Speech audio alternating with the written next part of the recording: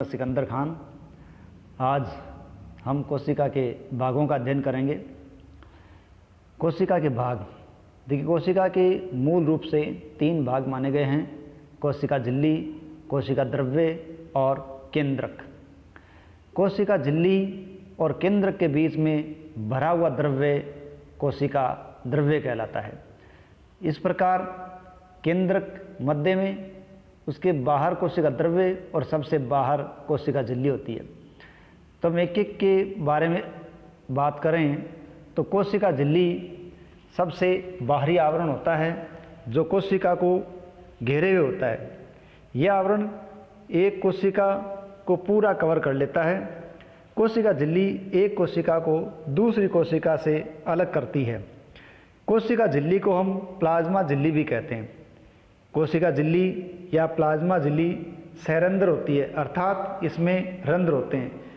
इन रंध्रों का फायदा ये होता है कि विभिन्न पदार्थों के कोशिका में आवागमन में ये नियंत्रण करती है।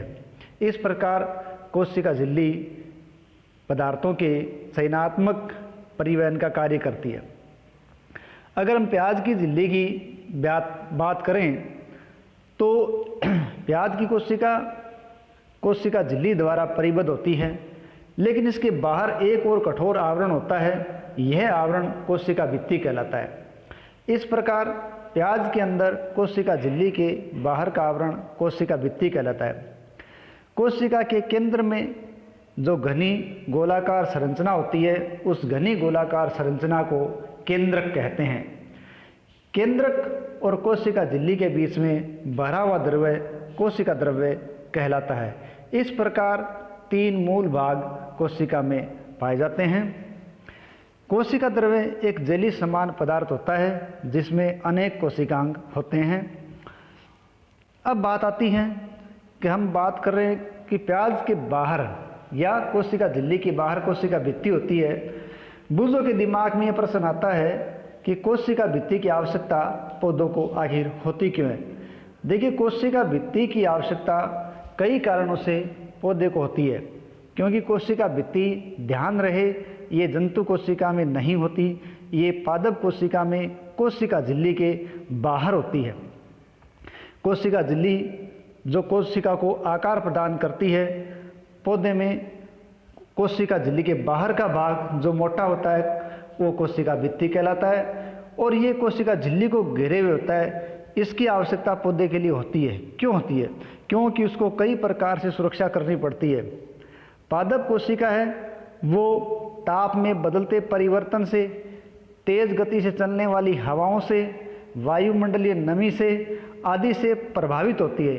इन प्रभावों से बचाने के लिए या इन सब से सुरक्षा करने के लिए हमें या पादपों को कोशिका भित्ति की आवश्यकता होती है। इन कोशिका भित्ति और कोशिका झिल्ली का हम अध्ययन कई पादपों में कर सकते हैं, जैसे ट्राडेस्केंसिया, इलोडिया या रोइयो। इनकी पत्ती की झिल्ली में हम स्लाइड निकाल कर देखें तो इनको आसानी से देखा जा सकता है। यहाँ हम प्याज की झिल्ली के प्रेक्षण द्वारा इसको देखते हैं। देखिए, सबसे पहले हम एक प्याज लेते हैं। उस प्याज को लेकर उसे तोड़ लेते हैं या काट लेते हैं। फिर उसमें से एक प्याज की झिल्ली का टुकड़ा लेते हैं। उस प्याज की झिल्ली के एक छोटे से टुकड़े को प्राप्त करके हम उसे कांच की स्लाइड पर रखते हैं। कांच की स्लाइड पर रख के जल की बूंद उसमें डाल देते हैं। अब हम उसको कलर देने के लिए उसमें मिथाइलिन ब्लू की एक बूंद डाल देते हैं। इतना डालने के कारण ये हमें दिखाई देने लगती है। क्या डालने से? Methylene blue. ये रंगीन दिखाई देने लगती है और हमें वो कोशिका दिखाई देने लगती है, लेकिन उसकी पूरी संरचना हम नहीं देख पाते हैं। अब इसके ऊपर कवर स्लिप ढकते हैं। कवर स्लिप ढकते समय ध्यान रखना पड़ता है कि कोशिका झिल्ली है वो अच्छी तरह से आबद्ध हो जाए कवर स्लिप के द्वारा, उसमें किसी प्रकार का बुलबुला न रहे। अब इसे हम सूक्ष्मदर्शी, कवर स्लिप पर ढकने के बाद सूक्ष्मदर्शी के नीचे रख कर देखते हैं तो हमें ये बड़ी संरचना में दिखाई देती है और इसके अंदर हमें साफ साफ पता चलता है कि बाहरी आवरण कोशिका भित्ति, कोशिका झिल्ली, केंद्रक और कोशिका द्रव्य आदि सभी कोशिकांग इसके अंदर अलग अलग दिखाई देते हैं। इन सब प्रश्नों को हम प्याज की कोशिका के अंदर देख सकते हैं। ये एक बहुत ही आसान सा कार्य हम करके देख सकते हैं, लेकिन हमें इसके लिए एक अच्छे सूक्ष्मदर्शी की आवश्यकता पड़ती है। अब इन क्रियाकलापों से या इन बातों से पहली के दिमाग में एक प्रश्न आता है, क्या जिस प्रकार पादप कोशिका का परीक्षण किया जा सकता है उसी प्रकार क्या जंतु कोशिका का परीक्षण भी किया जा सकता है? ये प्रश्न पहली बूझों से पूछती है, क्या ये संभव है? पहली के दिमाग में आया प्रश्न है, क्या जंतु कोशिका का परीक्षण किया जा सकता है? तो हाँ, जंतु कोशिका का परीक्षण किया जा सकता है। इसे हम एक क्रियाकलाप के द्वारा देखते हैं और ये क्रियाकलाप है 8.4 कि हम एक दांत खोदने वाली टूथपिक लेते हैं या फिर माचिस की तीली लेते हैं जिसका मसाले वाला सिरा तोड़कर हटा देते हैं। अब हम अपने मुंह के अंदर गाल की अंदर की एक परत को धीरे से खुरच कर उतार लेते हैं और इसे कांच की स्लाइड पर रखे पानी में रख देते हैं। अब हम उस पर आयोडीन विलेन की बूंद डाल देते हैं। अगर हम आयोडीन विलेन की बूंद नहीं डालें तो हम मिथाइलिन ब्लू की भी 1-2 बूंद डाल सकते हैं। ये डालने के बाद हम कवर स्लिप से उस गाल की कोशिका को ढकते हैं। ढकते समय हमें विशेष ध्यान ही रखना पड़ता है कि कहीं उसमें बुलबुले न रह जाएं। अब हम उसको तैयार कोशिका को जब सूक्ष्मदर्शी के नीचे ले जाकर देखते हैं तो हमें वो आवर्धित कोशिका दिखाई देती है। हमें उसमें कोशिका द्रव्य और केंद्रक और कोशिका झिल्ली नज़र आती है। इस प्रकार हम जंतु कोशिका की परीक्षण की स्थिति भी देख सकते हैं। इसमें विशेष ये बात आती है कि जंतु कोशिका के अंदर कोशिका भित्ति नहीं होती, जबकि पादप कोशिका में कोशिका भित्ति सबसे बाहरी भाग है। यहाँ हमारे पास चित्र दिया गया है मनुष्य की गाल कोशिकाओं का। इसमें देखिए हमें साफ साफ नज़र आ रहा है कि इसमें केंद्रक मध्य में है तथा उसके बाहर का जो भाग है वो कोशिका द्रव्य है और सबसे बाहर का भाग कोशिका झिल्ली है। यहाँ इसमें किसी प्रकार की कोशिका भित्ति की संरचना नज़र नहीं आ रही है। इस प्रकार जंतु कोशिका में कोशिका भित्ति अनुपस्थित होती है। अब हम बात करते हैं कोशिका द्रव्य। देखिए हम पहले ही बात कर चुके हैं कि एक कोशिका के अंदर कोशिका झिल्ली, कोशिका द्रव्य और केंद्रक, ये 3 मूलभूत संरचनाएं होती है। हमने अभी कोशिका झिल्ली के बारे में बात की और उसमें ये जाना कि कोशिका झिल्ली पादप कोशिका में होती है, लेकिन जंतु कोशिका में कोशिका भित्ति नहीं होती।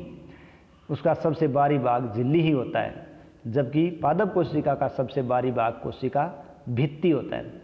अब हम कोशिका द्रव्य की बात करें तो कोशिका झिल्ली से घिरा हुआ जेली जैसा पदार्थ कोशिका द्रव्य कहलाता है। इसी कोशिका द्रव्य के मध्य में एक गोलाकार संरचना पाई जाती है जिसे केंद्रक कहते हैं। कोशिका के अंदर या कोशिका द्रव्य के अंदर अन्य कोशिकांग भी पाए जाते हैं जो कोशिका द्रव्य में उतराते रहते हैं। तो कोशिका द्रव्य में जो कोशिकांग होते हैं उनमें माइटोकॉन्ड्रिया, गोल्जिकाए, राइबोसोम्स आदि, लाइसोसोम, अंतःप्रद्युजालिका आदि अनेक कोशिकांग उसमें पाए जाते हैं। अब हम बात करते हैं केंद्रक। देखो सजीव कोशिका का एक महत्वपूर्ण घटक है केंद्रक। केंद्रक है वो सामान्यतः एक गोलाकार संरचना होती है और ये गोलाकार संरचना जंतु कोशिका के तो मध्य में स्थित होती है, लेकिन पादप कोशिका के ये एक तरफ किनारे की ओर होती है। इसका कारण मुख्य ये होता है कि जंतु कोशिका के अंदर कोशिका द्रव्य में रिक्तिकाएँ नहीं होती। यदि रिक्तिकाएँ होती हैं तो बहुत ही छोटी छोटी होती हैं और पूरे कोशिका द्रव्य में बिखरी हुई होती है। इसकी वजह से केंद्रक बीच में स्थित होता है। लेकिन पादप कोशिका के अंदर हम बात करें तो पादप कोशिका के अंदर रिक्तिकाएं बड़ी बड़ी होती है। बड़ी बड़ी रिक्तिका होने के कारण केंद्रक एक और हो जाता है। केंद्रक है उसको हम सूक्ष्मदर्शी के नीचे अभिरंजित करके आसानी से देख सकते हैं। केंद्रक कोशिका द्रव्य से एक झिल्ली द्वारा अलग रहता है। इस झिल्ली को केंद्रक झिल्ली या केंद्रक आवरण कहते हैं। ये केंद्रक झिल्ली या केंद्रक आवरण है वो कोशिका झिल्ली की भांति सहरंध्र होता है। तो केंद्रक की झिल्ली सहरंध्र होती है, अर्थात इसमें छिद्र होते हैं। इन छिद्रों के माध्यम से कोशिका द्रव्य से कुछ निश्चित चयनात्मक पदार्थ केंद्र के अंदर जा सकते हैं तथा केंद्र के अंदर से पदार्थ कोशिका द्रव्य में आ सकते हैं। इस प्रकार ये छिद्रित झिल्ली है वो कोशिका द्रव्य और केंद्र के बीच पदार्थों के आवागमन को नियंत्रित करती है। जब हम उच्च आवर्धन क्षमता वाले सूक्ष्मदर्शी से केंद्र को देखते हैं तो केंद्रक में एक छोटी सघन संरचना और दिखाई देती है। तो केंद्र के अंदर दिखाई देने वाली सघन छोटी संरचना केंद्रिका अथवा न्यूक्लियोलस कहलाती है। इस प्रकार केंद्रक के अंदर जो छोटी घनी संरचना होती है वो केंद्रिका है। इसके अतिरिक्त केंद्रक में धागे के समान संरचनाएं फैली हुई होती हैं। इनको गुणसूत्र या क्रोमोसोम्स कहते हैं। गुणसूत्र या क्रोमोसोम्स वह स्थान होता है जहां पर जीन उपस्थित होते हैं या जीन की धारक इकाइयां गुणसूत्र या क्रोमोसोम्स होते हैं। और जीन के आनुवांशिक लक्षणों को एक पीढ़ी से दूसरी पीढ़ी में ले जाने वाली इकाई है। अर्थात हमारे लक्षणों को या एक जाति के या एक जीव के लक्षणों को दूसरी पीढ़ी में स्थानांतरित करने का काम वो गुणसूत्रों के द्वारा होता है और इसके लिए मुख्य रूप से उत्तरदायी जीन होते हैं और ये जीन गुणसूत्रों पर होते हैं। गुणसूत्र कोशिका विभाजन के समय ही दिखाई देते हैं, अन्य समय ये दिखाई नहीं देते हैं। जीन, अब बात करें जीन क्या है।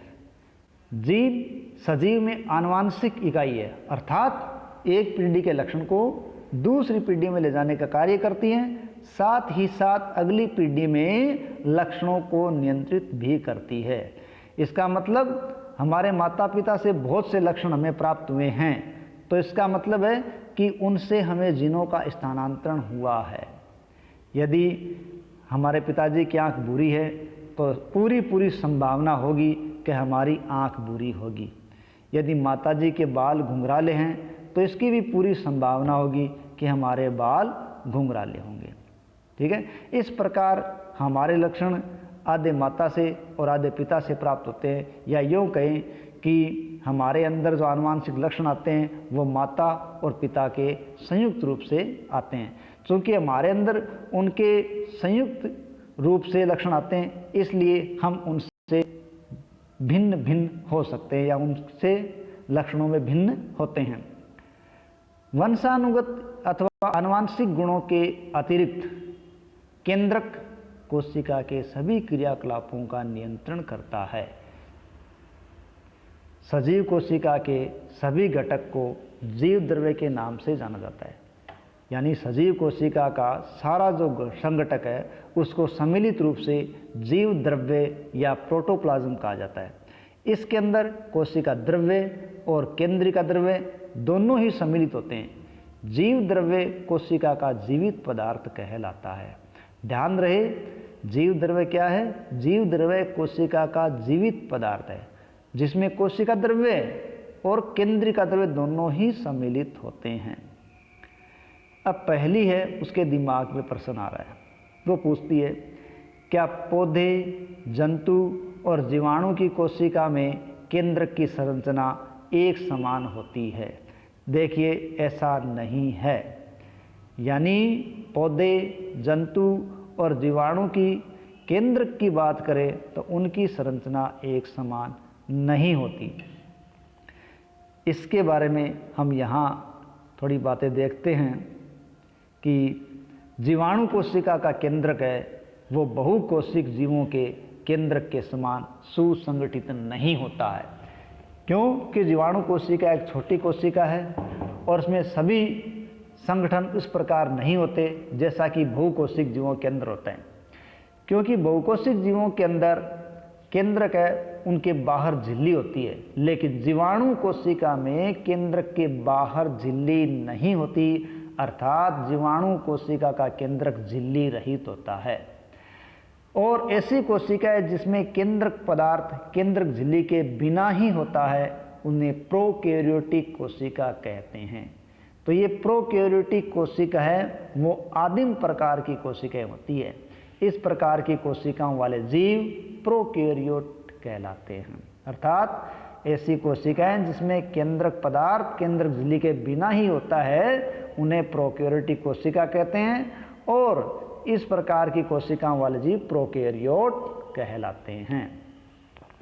जीवाणु और नीले हरे शैवाल ये प्रोकैरियोटिक कोशिका के उदाहरण हैं। इस प्रकार की कोशिका आदिम प्रकार की कोशिका मानी जाती है। प्याज की झिल्ली एवं गाल की कोशिकाओं में देखें तो उनमें हमें सुसंगठित झिल्ली युक्त केंद्रक पाया जाता है, अर्थात ऐसी कोशिकाएं जिसमें झिल्ली युक्त सुसंगठित केंद्रक पाया जाता है यूकैरियोटिक कोशिका कहलाती है। और ऐसी कोशिकाओं वाले जीव यूकैरियोट कहलाते हैं। इस प्रकार ये कोशिकाएं यूकैरियोट होती हैं और ये विकसित प्रकार की कोशिकाएं होती हैं। अब हम कुछ रिक्तिका के बारे में बात करते हैं। हालांकि पहले भी हमने ध्यान दिया है कि पादप कोशिका के अंदर रिक्तिका बड़ी बड़ी होती है और इन रिक्तिकाओं को हम प्याज की झिल्ली में देख सकते हैं। प्याज की झिल्ली का जब हम माइक्रोस्कोप या सूक्ष्मदर्शी में अध्ययन करते तो हम पाते हैं कि उसमें बड़ी बड़ी खाली जगह होती है, ये रिक्तिका होती है और इन्हीं की वजह से केंद्रक एक तरफ किनारे की ओर होता है। और वहीं जब हम गाल कोशिका में छोटी छोटी रिक्तिकाएँ देखते हैं जो पौधों की कोशिकाओं से बिल्कुल अलग होती हैं। इस प्रकार जंतु कोशिका में रिक्तिकाएँ बहुत छोटी छोटी होती है, अन्यथा होती ही नहीं है। अब हम बात करते हैं प्लेस्टिड की। जब हम ट्राडेस्केंसिया की पत्ती का अध्ययन करते हैं या उनकी कोशिका को माइक्रोस्कोप में देखते हैं तो हमें छोटी छोटी रंगीन संरचनाएं दिखाई देती है। तो वे पत्ती की कोशिकाओं के कोशिका द्रव्य में छितरी रहती हैं, यानी छोटी छोटी रंगीन संरचनाएं ट्राडेस्केंसिया पत्ती की कोशिका द्रव्य में छितरी रहती है। इन रंगीन छोटी छोटी संरचनाओं को प्लेस्टिड कहते हैं। ये प्लेस्टिड अलग अलग रंग के होते हैं। इनमें से कुछ में हरा रंग उपस्थित होता है और हरा रंग जिनमें होता है उस रंग को क्लोरोफिल कहते हैं। हरे रंग के प्लेस्टिड को क्लोरोप्लास्ट या हरित लवक के नाम से जाना जाता है। और ये हरित लवक या क्लोरोप्लास्ट ही पत्तियों को हरा रंग प्रदान करते हैं। और पत्तियों को जब हरा रंग प्राप्त होता है तो पत्तियाँ प्रकाश संश्लेषण के लिए उपयुक्त हो जाती है। हम यह अच्छी तरह जानते हैं कि धरती पर पहले भोजन के निर्माता पादप हैं, क्योंकि पौधों में हरा रंग होता है और हरे रंग या पर्णहरित या हरित लवक के कारण वो सूर्य के प्रकाश की उपस्थिति में अपना भोजन निर्माण कर सकते हैं। ये क्रिया केवल पौधों में पाई जाती है और इस क्रिया को या भोजन निर्माण की क्रिया को प्रकाश संश्लेषण कहा जाता है। ये लवक जैसी संरचनाएं जंतु कोशिका में नहीं पाई जाती। अब हम आगे अध्ययन करते हैं पादप और जंतु कोशिका में तुलना या अंतर की बात करते हैं। इस अंतर के लिए हमें इनकी संरचनाओं को चित्र में देखना होगा। देखिए, जब हम इनके चित्र को देखते हैं तो हम जब जंतु कोशिका की तरफ बात करते हैं तो ये कोशिका झिल्ली है, पादप कोशिका में बाहर कोशिका भित्ति है। यहाँ केंद्रक देख रहे हैं जंतु कोशिका में बीच में और वहीं पादप कोशिका में ये केंद्रक किनारे की ओर है। जंतु कोशिका में या तो रिक्तिकाएँ होती नहीं है या फिर छोटी छोटी बिखरी हुई होती हैं, जबकि पादप कोशिका में रिक्तिका बड़ी बड़ी होती है और संपूर्ण कोशिका द्रव्य को एक तरफ कर देती है, जिसके कारण केंद्रक भी एक तरफ किनारे की ओर चला जाता है। इस पर हम कुछ अंतर इसमें इस सारणी के आधार पर भी देख सकते हैं। जैसे पादप और जंतु कोशिका के तुलनात्मक रूप में हम देखें तो कोशिका झिल्ली, पादप कोशिका में कोशिका झिल्ली उपस्थित होती है और जंतु कोशिका में भी कोशिका झिल्ली उपस्थित होती है। नेक्स्ट संरचना है कोशिका भित्ति। पादप कोशिका के अंदर कोशिका भित्ति होती है जो कि पादप कोशिका का सबसे बाहरी भाग है, लेकिन जंतु कोशिका का सबसे बाहरी भाग कोशिका झिल्ली ही होता है, अर्थात उसमें कोशिका भित्ति अनुपस्थित होती है। केंद्रक, पादप कोशिका के अंदर केंद्रक होता है, जंतु कोशिका में भी केंद्रक होता है। अब हम बात करते हैं केंद्रक झिल्ली। पादप कोशिका में केंद्र के बाहर झिल्ली होती है और जंतु कोशिका के बाहर भी केंद्रक झिल्ली होती है। पादप कोशिका में कोशिका द्रव्य होता है, जंतु कोशिका में भी कोशिका द्रव्य होता है। पादप कोशिका में हरित लवक या प्लेस्टिड पाए जाते हैं, जंतु कोशिका में हरित लवक या प्लेस्टिड नहीं पाए जाते। ये इसमें विशेष अंतर हम देखें तो जंतु कोशिका में कोशिका भित्ति नहीं होती, साथ ही साथ जंतु कोशिका में प्लेस्टिड या हरित लवक नहीं होते। लास्ट हम देखते हैं रिक्तिका की अगर हम बात करें तो पादप कोशिका में रिक्तिकाएं होती हैं और बहुत ही बड़ी बड़ी होती है, जबकि जंतु कोशिका में या तो रिक्तिका होती ही नहीं है या फिर छोटी छोटी होती है, वो पूरे कोशिका द्रव्य के अंदर बिखरी हुई होती है। इस प्रकार हम इनमें अंतर देखें तो हम कई अंतर देख सकते हैं कि मूल अंतरों में हम कहें कि पादप कोशिका के अंदर कोशिका भित्ति नहीं होती, जंतु कोशिका के पास कोशिका भित्ति नहीं होती, जंतु कोशिका में हरित लवक नहीं होता और जंतु कोशिका में रिक्तिका या तो होती नहीं या संपूर्ण कोशिका द्रव्य में छोटी छोटी बिखरी हुई होती है। इसी के साथ अपना ये लेसन समाप्त होता है। आशा है आपको पसंद आया होगा। धन्यवाद।